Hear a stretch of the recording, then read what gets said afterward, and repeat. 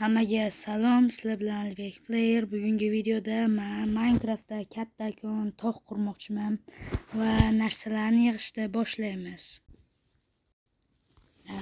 Qo'lda kovlashdan ko'ra men Wither Storm chaqirmoqchiman, chunki Wither Storm hamma joyni portlatib, men uchun blok qazib bera oladi. Mana men shunday qilib bloklarni qazib beraversa, menga hamma yetarlicha blok hosil bo'lishi mumkin.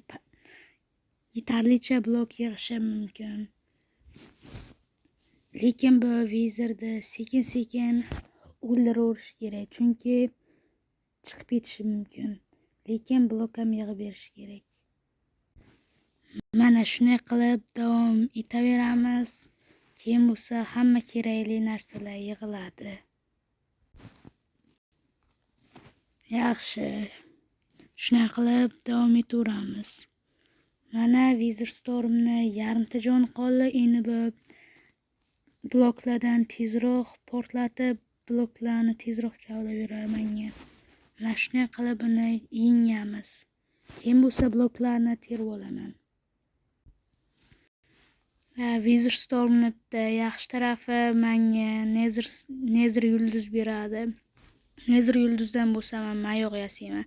Mayoq bilan tezroq kavlasa bo'ladi. Shunday qilib ko'rib turganingizdek Wither Storm ko'p bombadan portlatdi. Mana yerda bo'lsa olmos yotibdi. Shunday qilib narsalarni yig'dim. Qattiq tosh, keyin bo'lsa silliq tosh, undan keyin oddiy tosh.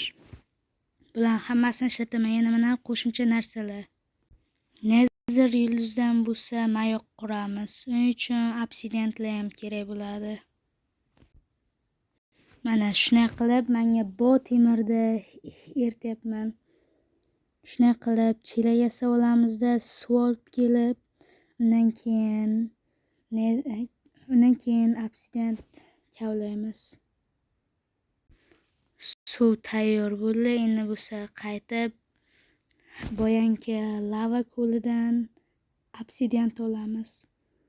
Mana shu to'g'rimdagi lava ko'li. Lavani shunday qilib qo'yib olamizda, keyin bo'lsa obsidianlarni sindiramiz.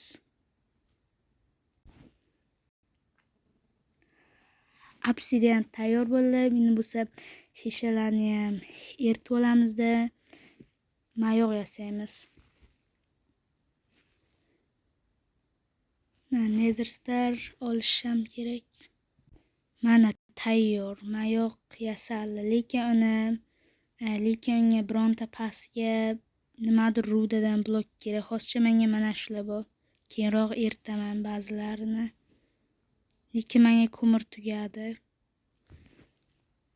Shunday qilib mana shuncha joygacha yetdi. Keyin bo'lsa menga bitta g'oya kelib qoldi. Ko'mir o'rniga lava ishlatsam bo'ladi. Suvni mana yerga qo'yamizda, lavani olamiz. Lava ko'proq bloklarni qizitgani erita oladi. Shuning uchun bu samarali. Mana shunday qilib oxirgi temir eridi. Bu bo'lsa ikkita temir blokda yasab olaman. Bu bilan temir bloklardan bo'lsa bu mayoqda to'ldirib qo'yamiz. Tayyor. Bu birinchi darajali mayoq bo'lgani uchun unchalik yaxshi ishlamasligi mumkin. Faqat bu ikkitagina effekt bera oladi. Tez kovlash bilan tez yugurish. Va menda qattiq toshlar ko'p, lekin mana silliq toshlar kam. Shuning uchun silliq toshlarni yig'ish kerak. Birinchi bo'lib shu silliq toshlarni yig'moqchiman. Mayoqni ham o'zim bilan olib ketaman. Tez kovlash effektini beradigan qilib sozlab olaman o'zimga. Pastga tushishga men water drop qilmoqchiman. Water dropda bo'lsa suv bilan qilinadi. Suvni qaytarib olaman.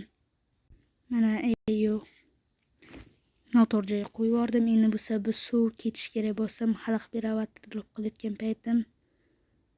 Bu juda ham chuqur joy. Yetarlicha ketdi deb o'ylayman. Endi bo'lsa water drop qilamiz.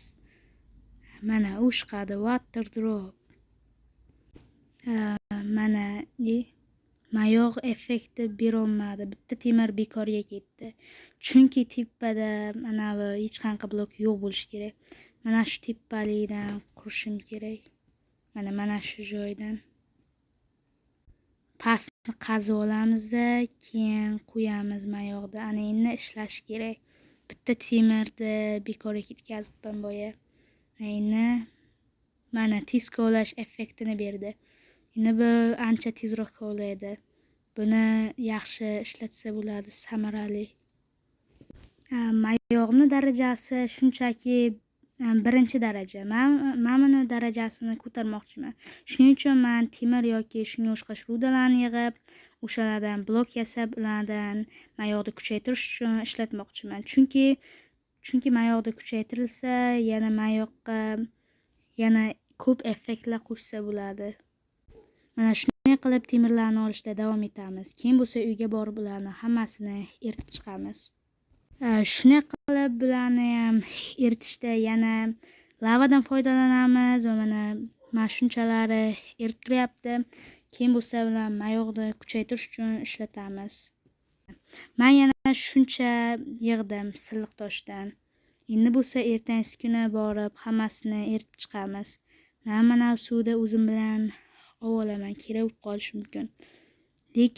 Lekin avval nezerga borish uchun obsidian kalish kerak. Nezerga nima qilasizlar desanglar, nezerdagi bastionlarga anavi bo'ladi-da, temir oltin bo'ladi. Mana bu oxirgi obsidian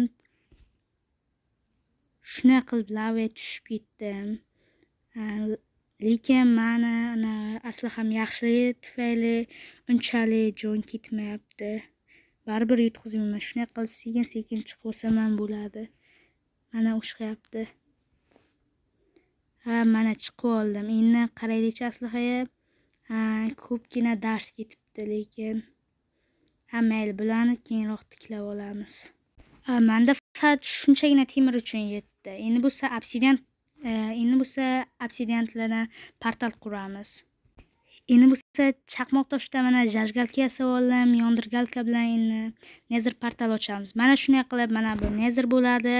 Endi bo'lsa biza bastion topishimiz kerak. Bastionni bo'lsa elektrada o'chib topaman. Yana bu yoqqa biroz oltinlar bor. Ularni ham olib olamiz.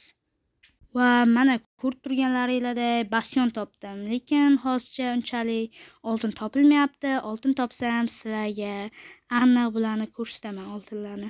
Mana bu yerda biroz oltinlar bor ekan. Bu oltin bloklar menga aniq kerak bo'ladi. Chunki mayoqni men kuchaytirmoqchiman.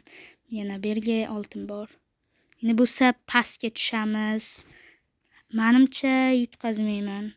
Chunki ana bular etiklarim sekin qulash sehrlangan. Endi bo'lsa hamma temirni olib olamizda, mayog'imizni kuchaytiramiz. Mana nezerdan topgan hamma oltin bo'lakchalarimni oltinga aylantiryapman. Endi bo'lsa bularni mayoqni kuchaytirish uchun foydalanamiz. Mana bu yerda ham biroz oltin bor ekan. Va mana bularni ham oltin blokka aylantirib olamiz. Va mana bunda yetarlicha oltin blok bo'ldi. Endi bo'lsa bemalol kuchaytiraman ana bu mayog'imni. Mana endi manshitdan kuchaytirib olamiz. Menimcha aniq 2-daraja bo'lish uchun yetadi, lekin 3-darajaga yetmasa kerak. Mana shunday qilib 5 ga 5 qo'yib olamiz. Tepasiga 3 ga 3 qo'ysak, aniq 2-darajali uchun yetadi. Mana shu yerdan yana bir qatlam qo'ysam tayyor. Endi 3 ga 3 qo'yib chiqamiz. Lekin bo'lsa mana mayoqni sindirib ustiga qo'yib chiqishimiz kerak. Mana menga bittagina ortib qoldi. Buni lekin mana hammasi tayyor. Va 2-darajali mayoq. Bu mayoqda sakrash kuchi va yana himoya kuchi ham bo'ladi. Kimdir ko'rmoqchi bo'lsa, mana men tom shunga o'xshash bo'ladi. Lekin avval toshlardan buni qurib chiqamiz, qanchalik bo'lishini. Qolipini sizlarga qurib ko'rsataman. Va mana menda shuncha tosh bu hammasini endi joylashtirib chiqamiz. Tayyor bo'lganda sizlarga aniq ko'rsataman. Mana buni ustki qatlamni yana sizlar balandligini ham ko'rish uchun men shunday qilib qo'ydim. Aniq shuncha balandlikka bo'ladi. Va mana shunchalik katta tog'. Bo'ldi, shu videoga like bosib kanalga obuna bo'lib qo'yinglar. Obunachilar 100 ta bo'lgandan keyin mana shu videoni ikkinchi qismi chiqadi. Agar ikkinchi qismini ko'rmoqchi bo'lsanglar, 100 ta obunachi bo'lgandan keyin ikkinchi qismini chiqaraman va ikkinchi qismda men mana shu yerni polniy to'ldirib chiqaman. Shunday qilib video tugadi. Video yoqqan bo'lsa videoga like bosib kanalga obuna bo'lib qo'yinglar va izohlarda tog' qanday chiqqanini yozib qoldiringlar. Hammaga xayr.